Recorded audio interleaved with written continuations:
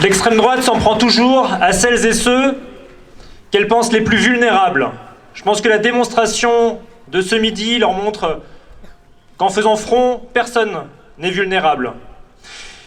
Elle s'en est pris à l'hebdomadaire Le Poer pour un article qui a été publié le 27 octobre 2022, écrit par notre consoeur, camarade et amie Faustine Sternberg. Cet article a provoqué l'ire de l'extrême droite. Pourtant, tout ce qui est vrai. Et permettez-moi de vous le lire pour montrer que nous n'avons pas peur de l'extrême droite. À Callac, l'actualité ne faiblit pas autour du projet Horizon et la question de l'accueil de migrants. Des manifestations sont prévues le samedi 5 novembre. Sur le marché, les avis divergent et s'opposent. Un rassemblement festif et antifasciste est annoncé le 5 novembre en opposition au rassemblement d'extrême droite prévu le même jour. Les organisateurs défendent une Bretagne ouverte, solidaire et antifasciste pour la justice sociale, les services publics et l'égalité des droits entre tous. L'extrême droite vient ici instrumentaliser le projet Horizon à des fins politiciennes pour diffuser sa haine raciste en instaurant un climat de terreur sur la population calacoise et ses élus, écrivent les organisateurs de la contre-manifestation.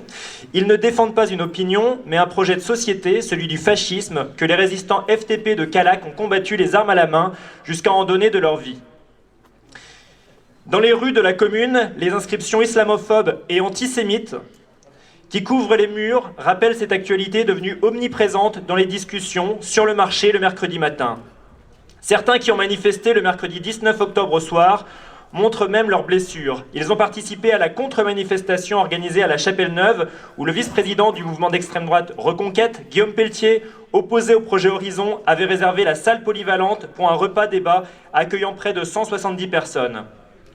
Des manifestants s'étaient alors réunis pour s'opposer au racisme et soutenir le projet Horizon et tenter en vain, face au blocage de dizaines de gendarmes, d'atteindre la salle municipale aspergée de gaz lacrymogène et recevant même des coups de matraque. Chaque mercredi, un petit groupe d'opposants au projet d'accueil de réfugiés récemment créé sous le nom Les Amis de Callac et des environs fait aussi signer une pétition pour demander un référendum sur le sujet.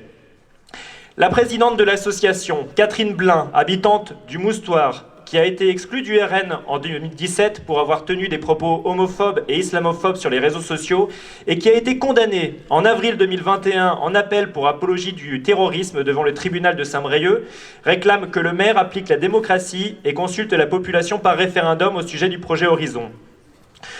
Pour elle, ce projet risque de créer une communauté d'étrangers à Callac. Un nombre incalculable d'étrangers va prendre le dessus sur la population calacoise et créer une communauté autonome et indépendante, un État dans l'État. Fin de citation. Sur le marché, les avis sont partagés. Une partie de la population est aujourd'hui contre le projet, observe le salarié du cinéma, Erwan Floclet, qui, comme d'autres habitués du marché, est dépité face à la présence de l'extrême droite dans la commune. Aujourd'hui, Callac est au centre de tous les regards. Il y a des journaux nationaux et internationaux qui sont venus, explique celui qui a même été interviewé par le New York Times. Ils dénoncent l'instrumentalisation du projet par des partis d'extrême droite. Pour eux, c'est parfait, car ils sont dans un fantasme du grand remplacement. Ils utilisent les réseaux sociaux pour diffuser des fausses idées éloignées du véritable projet. Il a rencontré la directrice de la Fondation Merci à l'origine du projet Horizon, qui inclura probablement un nouveau cinéma. Le projet Horizon aura des retombées pour tout le monde, détaille le maire. Le bâtiment Saint-Laurent, acquis par la commune dans ce cadre, sera un lieu de service public avec une maison, des assistantes maternelles ou une crèche, un nouveau centre de loisirs et un pôle enfance-jeunesse porté par la communauté de communes. Fin de citation. Le bâtiment pourrait aussi éventuellement accueillir le nouveau cinéma, un café et des salles associatives. Ce sera un lieu de vie avec des services pour tous, dit le maire. La municipalité a fait distribuer vendredi 14 octobre une lettre aux Calacois pour expliquer ce projet de revitalisation de la commune qui s'inscrit avant tout dans le programme Petite Ville de demain et les invite à participer à son élaboration. Durant un an, le cabinet d'architectes Atelier Rouget va réaliser une étude programmatique. Des architectes étaient d'ailleurs présents du 21 au 23 octobre pour échanger avec les habitants et les élus. Le projet Horizon s'inscrira dans ces consultations et se fera seulement en fonction de cette étude, détaille le maire, droit dans ses bottes. Et nous continuons à avancer malgré tout ce tapage. Nous recevons même des demandes d'entreprises qui souhaitent s'installer à Callac. C'est un bon signe, point d'exclamation. Sur la question du référendum, le contexte de psychose actuelle empêcherait qu'il se tienne dans de bonnes conditions. Nous voulons échanger avec les habitants de Callac, mais pas avec tous ceux qui gravitent autour, comme les membres de partis Reconquête et RN. Et cet article était illustré de tags dans la commune de Callac avec des représentations islamophobes, et les propos à connotation antisémite. Ce qu'a fait le journal Le Power, c'est tout simplement informer, chercher des faits, les analyser, les présenter aux lecteurs.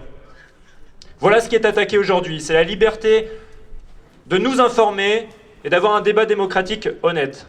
La situation à Callac, à Carhaix, en Bretagne, n'est pas une situation malheureusement isolée.